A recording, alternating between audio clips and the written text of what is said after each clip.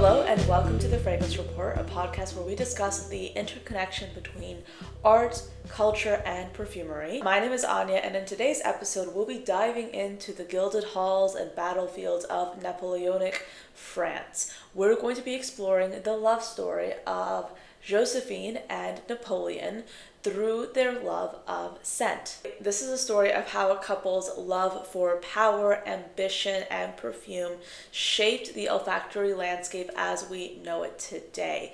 We are going to be exploring the love story of Empress Josephine and Napoleon Bonaparte through scent.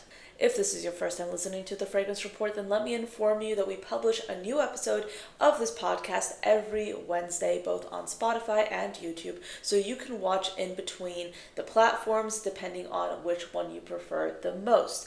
If you are on YouTube, we also do publish videos on this channel 5 times a week. So Monday through Friday, you will receive a video from me on this channel. I also do publish content on TikTok and Instagram under the username ANECHKAFRAGRANCES. But that's all I have to say for the intro. Let's get into the episode. As usual, we are going to kick things off with the scents I have been wearing the most this past week. These are my fragrance favorites. These are the perfumes that I have really been gravitating towards. Starting off with my Easter fragrance scent combination, which is the fragrance combination I wore for Easter Sunday. This was a layering combination combining a Middle Eastern perfume and a designer fragrance. So we have Dior's Pure Poison. This is a stunningly gorgeous sandalwood musky fragrance with white florals and citruses. It is absolutely a super compelling fragrance. I love this one. And then I also have Tuskene Marina. This is a gorgeous lily of the valley, I think plum as well as grapefruit kind of fragrance. It's really gorgeous if you want something similar to the Chanel Chance line in the sense that you want something with that familiar kind of citrus note. This is actually really good. I wouldn't say it's an exact dupe in my opinion. It just does citrus in a similar way. So this was a scent combination that I wore for Easter Sunday. The next fragrance I want to introduce you to is a fragrance by Arquise. This is called A Grove by the Sea. It's a gorgeous olive, fig, green, aromatic, herbal, salty fragrance. There is so much complexity to this, and the dry down is this like almost buttery olive oil dry down that I absolutely love. This is so delicious, and it's been like my must-have. I actually sprayed this on my hair just the other day, and I can still smell it. Then I have 2 really exciting fragrances by Une Nuit Nomade. This is from their Extrait line. These were sent to me in PR, but this is Estrella de la Mañana, and I also have their new fragrance, Chemin d'Amande. So to put it very simply, Estrella de la Mañana is a gorgeous, spiced, kind of like bitter chocolate scent with vanilla. It's absolutely stunning, beautiful. And then the other fragrance that I really do think you should have on your radar if you happen to love gourmands, if you happen to love nutty gourmands, is Chemin d'Amande. This literally smells like an almond croissant with like a marzipan-like filling. It is absolutely so photorealistic to that scenario in my head. It is absolutely beautiful. So both of these are great. I've been testing them throughout the week. I should have more updates for you either on TikTok, YouTube Shorts, other future videos, including like my whole review on these. But just so you know, I've been wearing these. I've been loving them so far. They're fantastic fragrances. Then I also want to quickly recap this fragrance right here by the different company. This is called Une Nuit Magnétique. This was sent to me in PR, but I was curious about trying this fragrance as well, and I am not disappointed whatsoever. This is a stunning gourmand perfume with blueberry jam, like a blueberry jam accord to it that I absolutely love, and it also has some beautiful florals too, but it's like primarily in my head like a gourmand fragrance. It's like elevated with these gorgeous florals, and then you have some resinous facets, you have some ginger as well. This is stunning, chef's kiss. beautiful. So yes, I do think that this is a really good selection of fragrances. Like I said, a good mix between old and new. I've been loving these fragrances and I hope you consider trying them as well yourself. I do have codes available for Une Nuit Nomade and the different company. Those codes are Anya 10 across both websites, so do give them a try if you are so inclined.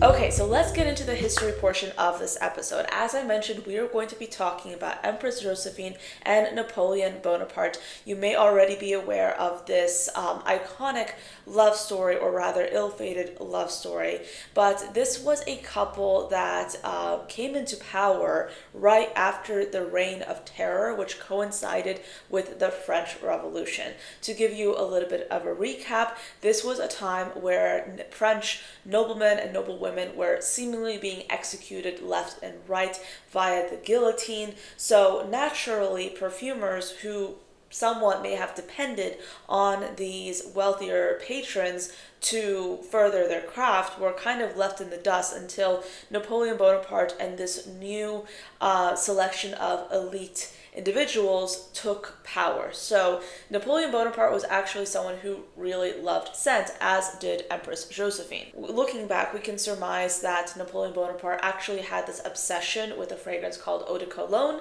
and he used it extravagantly his entire life. So his perfumer, Chardin, was said to deliver 50 bottles a month to Napoleon. Now, Napoleon is said to have loved this fragrance so much that he pretty much drenched himself in it immediately after bathing. He would basically put it on his body and neck, completely drenching himself.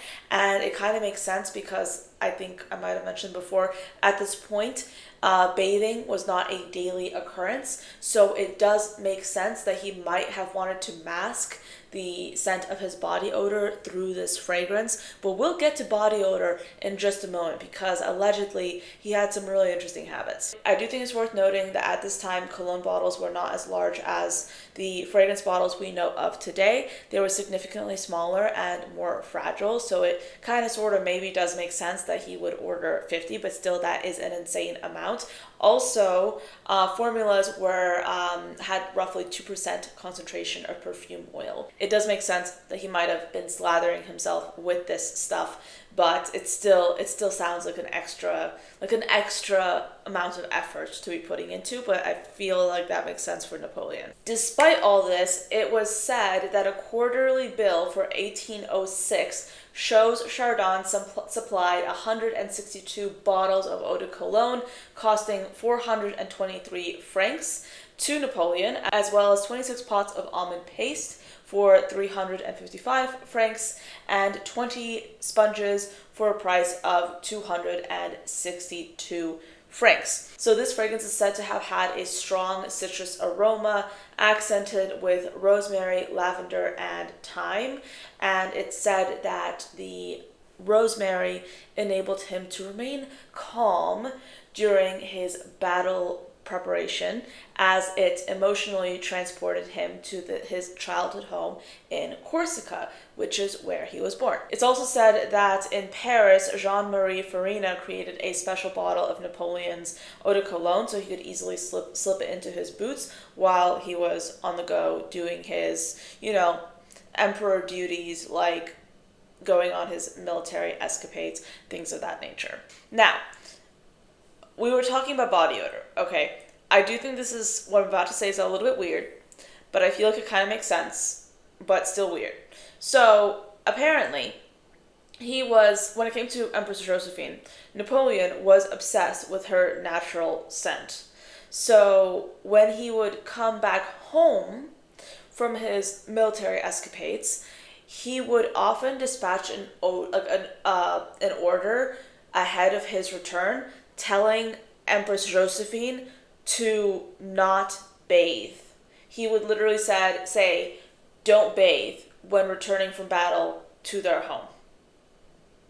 But he still picked up the bills for her perfumes, but he also wanted to smell his wife's odor. I guess that kind of makes sense, because when we think about people being obsessed with pheromones now, it makes sense that Napoleon would be like that. but I'm also picturing in my head Joaquin Phoenix's interpretation of Napoleon, which I do recommend watching Napoleon, by the way, like the biopic with Joaquin Phoenix. I did enjoy that, but I'm just picturing like him and that character writing to his wife being like, don't bathe because I'm looking forward to seeing you when I get home. Isn't that weird? One of the things I found really interesting was how Josephine and Napoleon's differing backgrounds also dictated their fragrance preferences. So while Napoleon preferred clean citrus fragrances, Josephine's tastes were far more floral and a little bit more opulent and musky. So she was born in Martinique, and her love of exotic floral fragrances likely stemmed from this origin, and this love actually turned out to be lifelong. And she wore notes like musk, roses, and jasmine liberally. And at this time, it was very fashionable for women of high society to have potted flowers in their rooms. So she would often have potted plants throughout her rooms in their home, and she was often known for scenting her walls, scenting the various parts of her clothing, letters with her signature fragrances. She was especially fond of hyacinths and mignonette, which has a violet-like scent. Napoleon even sent her some seeds directly from Egypt when he was working on his campaign there. This flower actually became nicknamed Little Darling, and this flower was known to be so potent that pots of mignonette were placed on balconies to obliterate the foul stench of the streets at this time. And this flower actually also became popular in England too. And in 1830, Henry Phillips wrote that anyone who considered the fragrance of mignonette too powerful to have in the home must be delighted with the scent it throws from balconies into the streets, giving breath of garden air to a close-pent man. Empress Josephine was known to also have a love for violets, and violets were known to carry quite a bit of symbolism in the ill-fated love between Empress Josephine and Napoleon. So as the leader of French society, she married Napoleon in 1796, and when their marriage was declared null and void because she was considered too old to have children, she was heartbroken, and she moved to the country estate of Malmaison, where she planted a famous rose garden, but continued to wear violet-scented perfumes. And when she died, Napoleon had her grave covered in violets. And right before he was exiled, it was said that he had picked some violets from her grave. And after the Emperor Napoleon died, these violets, or some of these violets, were found in a locket that he always had around his neck. So symbolic was Empress Josephine's love for fragrance that her scent was said to have permeated the walls of Malmaison. So even after she died, when the Emperor Napoleon went back to visit Malmaison, he is said to have burst into tears every time he walked in because her scent was still so powerful. Now, I do want to quickly reference 4711, which is another fragrance that we've talked about in this series. During my research, I know that Emperor Napoleon has been associated with 4711, but I don't believe he actually is said to have worn it. But 4711 is said to have had parallels with Napoleon's olfactory preferences as well. But overall, I do think it's quite fascinating how these two dynamic individuals had very different preferences regarding scent, and how their preferences were in a way dictated by and influenced their actions in life. I find it really interesting that Napoleon is said to have used his fragrance as a method for preparation of going into battle, and I think that's an interesting fact that I didn't know previously until I started researching for this episode. But let me know, did you find out anything interesting in this episode of the Fragrance Report? Have you heard much about Emperor Napoleon and Empress Josephine before? And if so, what did you think of their love story? I'd be curious to hear your perspective as well. As always, thank you so much for listening to the Fragrance Report, and I will see you next time. Bye. This episode's music was brought to you by Kevin McLeod over at Incompetech. This is Beauty Flow by Kevin McLeod at incompetech.com and is licensed under Creative Commons by Attribution 4.0 license.